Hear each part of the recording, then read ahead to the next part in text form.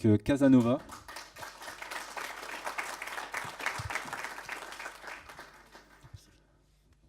Donc David Drey va nous présenter sa nouvelle solution, je pense.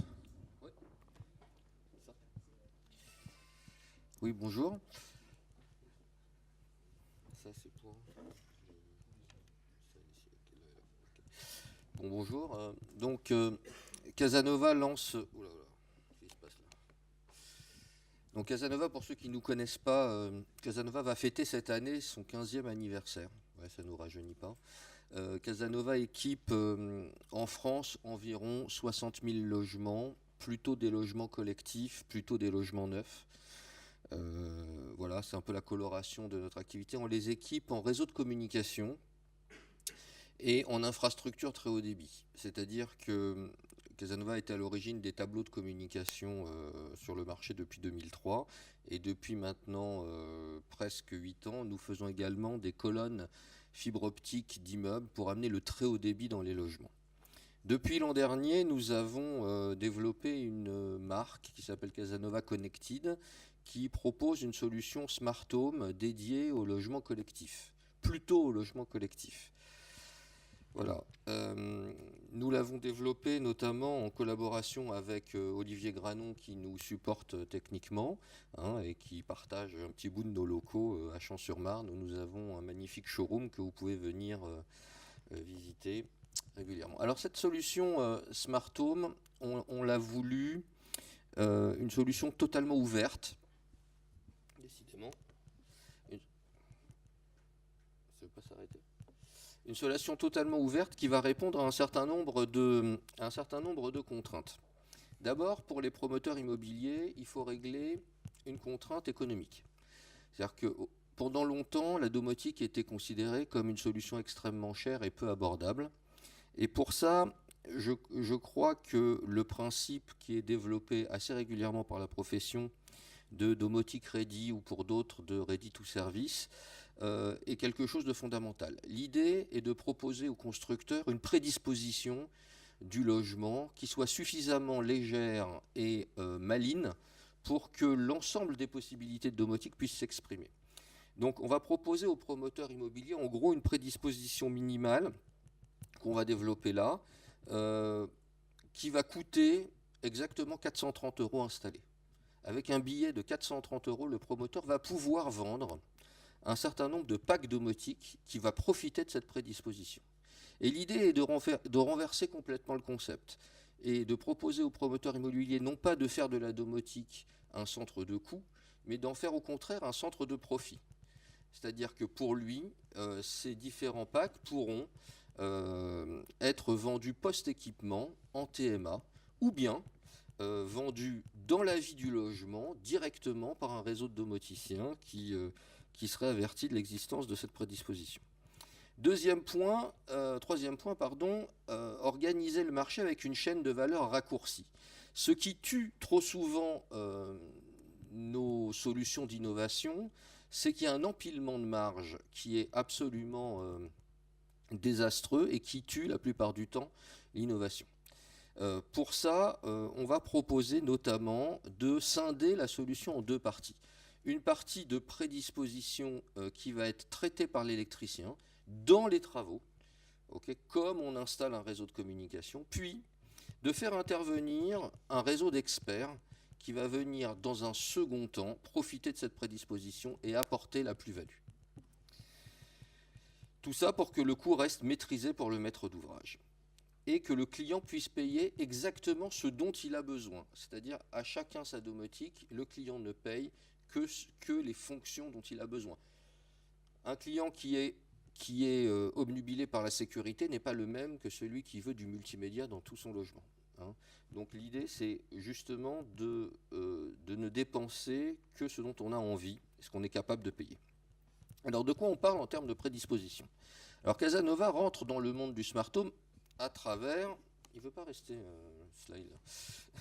À travers le tableau de communication, comme d'autres rentreraient par le tableau électrique, ou d'autres encore par le contrôle d'accès, ou d'autres par la pieuvre, par exemple. Donc l'idée est de proposer aux constructeurs un tableau de communication dans la GTL qui soit insuffisamment grand est équipé de deux éléments fondamentaux. Le premier, c'est une petite passerelle domotique sur la base d'une JDOM, puisque nous avons un partenariat avec JDOM sur ce sujet, qui serait mixé avec un switch PoE qui va permettre d'auto-alimenter un certain nombre de prises de notre réseau de communication. Au-delà de ce tableau, on va simplement demander à ce que notre constructeur mette deux prises en hauteur, une dans l'entrée, une dans le séjour par exemple, mette un pot plus profond uniquement sur les cloisons extérieures pour ne pas avoir de surcoût sur son coût de construction, et dans sa pieuvre électrique de descendre le neutre à la commande. Point final. Pour le reste, on va respecter la norme des réseaux de communication telle qu'elle est écrite, c'est-à-dire deux prises dans les séjours, une prise par pièce grossièrement. Et à partir de là, on va pouvoir activer cette passerelle domotique qui va donner accès à une application extrêmement simple. Et c'est à partir de ce moment-là qu'on va faire intervenir notre réseau d'experts domoticiens pour configurer cette passerelle et installer les différents packages que le client aura choisis. Donc sur cette passerelle apparaîtront des icônes qui seront celles de ce que le client aura choisi. Hein. Donc on a aujourd'hui une petite quinzaine de packs domotiques qui vont venir s'interfacer avec la JDOM et qui vont utiliser soit l'IP, soit le courant porteur, soit des protocoles radio différenciés. Hein.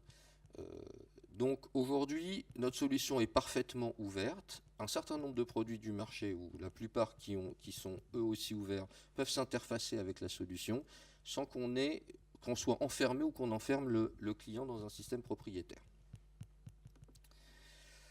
Le réseau d'intégrateurs que nous sommes en train de constituer doit avoir un certain nombre de qualités. La première, évidemment, c'est des compétences. Donc, nous sommes en train d'organiser une formation de ces intégrateurs, notamment en partenariat avec Smart Home Partner. On croit également que les solutions domotiques ne sont possibles que s'il y a derrière du service. La domotique sans service, c'est quelque chose qui n'est pas possible dans le temps. Hein, donc, on cherche des intégrateurs qui aient ce sens du service. Le sens du réseau, il faut également que ces intégrateurs puissent s'entraider, car tous ne sont pas compétents sur les mêmes fonctionnalités. Donc il faut être capable de faire jouer le réseau. Garantie des prix, car dans le temps, évidemment, on doit pouvoir garantir au client le prix d'un pack et pas être absolument laisser le client. Ça, c'est aussi un souci du promoteur. Il veut pouvoir dire à son client, je vais pendant au moins les 2 ans de parfait achèvement garantir le prix de l'installation d'un pack. Un suivi du client final et un partenariat commercial avec nous, bien sûr. Donc, cette dernière slide pour expliquer comment l'écosystème est pensé. Décidément. Donc, vous avez la partie infrastructure où finalement le fabricant vend à un distributeur qui vend à un installateur électricien, à une entreprise générale, l'ensemble des produits qui sont dans le bâti. Et en parallèle, une fois qu'on a recetté cette installation avec les prérequis, Casanova va faire jouer son réseau d'intégrateurs domotiques experts qui va commercialiser soit via des packs au maître d'ouvrage directement qui lui vendra en TMA au client final ses équipements, soit dans le temps et dans la vie du logement, organiser un suivi des clients finaux et intéresser les clients à l'installation, même à post-équipement de ces différentes fonctionnalités. Tout ça étant bien sûr encadré par un certain nombre de services, services sur lesquels on a l'habitude de nous différencier, notamment services autour d'un site internet dédié qui s'appelle un espace client qui s'appelle Casanova Life, qui sera agrémenté d'un e-shop, hotline technique, application gratuite, etc., etc. Voilà pour l'essentiel de ce concept.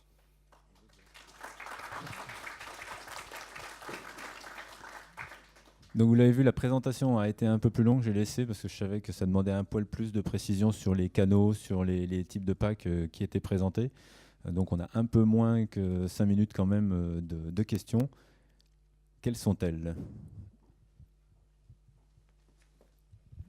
Jacques Hugron, Domotics.